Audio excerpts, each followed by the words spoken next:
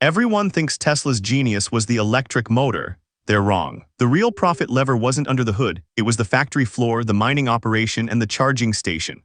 While every other automaker outsourced batteries to Panasonic or LG, Tesla made a choice that looked insane at the time: build the whole chain themselves. And here's the trick: the money that competitors handed to suppliers, Tesla kept it. Between 2010 and 2020, traditional car makers spent roughly 60% of revenue on parts and labor sourced externally. That's the cost structure they inherited.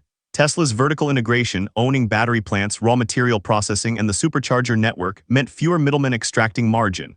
The cash stayed in Tesla's ecosystem.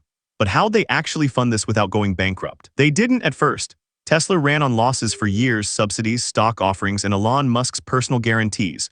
But each gigafactory they built wasn't just a cost center, it was a leverage point.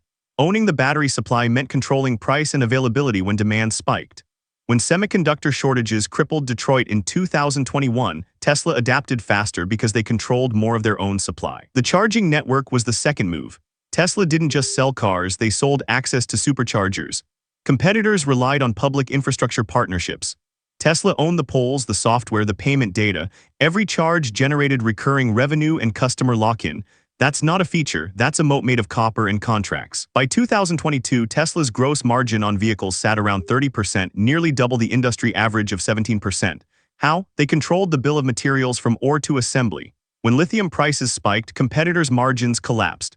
Tesla absorbed shocks because the supply chain was theirs to manage.